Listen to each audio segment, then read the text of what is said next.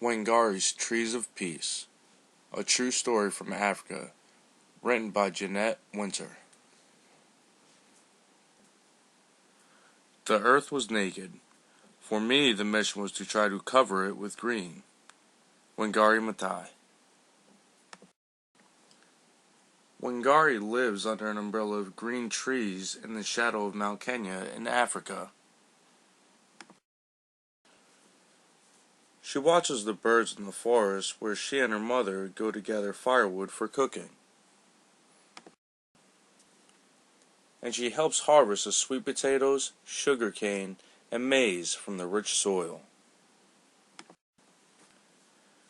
Wangari shines in school, and when she grows tall, like the trees in the forest, she wins a scholarship to study in America.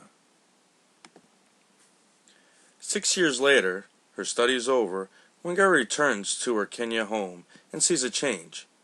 What has happened? She wonders. Where are the trees? Wangari sees women bent over from hauling firewood, miles and miles from home. She sees barren land where no crops grow. And where are the birds?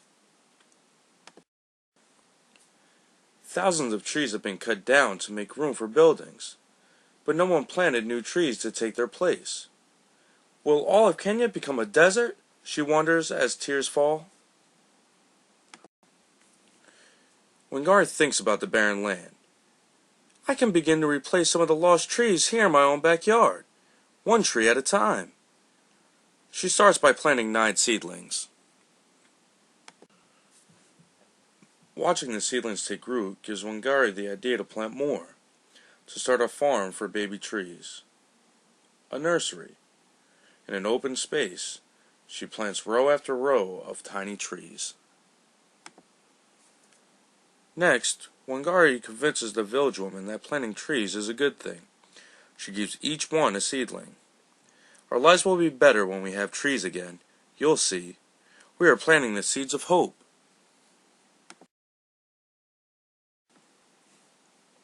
The woman spread out over their village, planting tiny trees in long rows, like a green belt stretching over the land.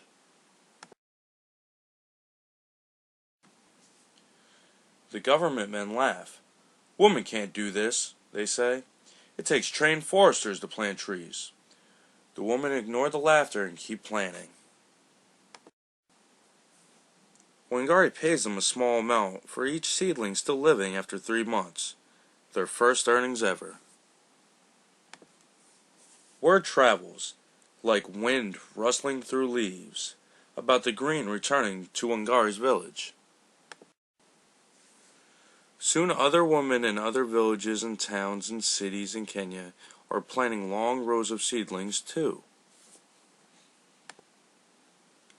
But the cutting continues. Wangari stands tall as an oak to protect the old trees still remaining. We need a park more than we need an office tower. The government men disagree.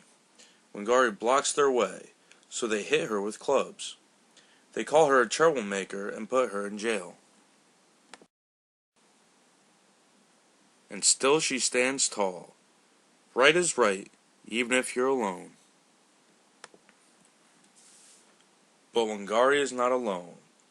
Talk of the tree spreads all over Africa, like ripples in Lake Victoria. More women hear the talk and plant even more seedlings in longer and longer rows. The seedlings take root and grow tall, until there are over 30 million trees where there were none. The umbrella of green in Kenya returns. Women walk tall, their backs straight, for now they can gather firewood closer to home.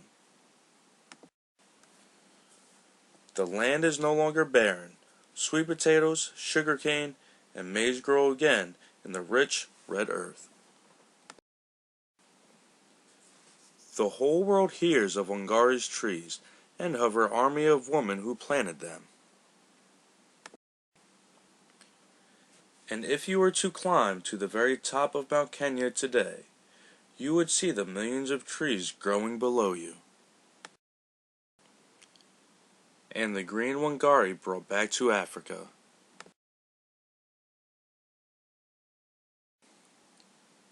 People are fighting over water, over food. We plant the seeds of peace. Wangari Maathai.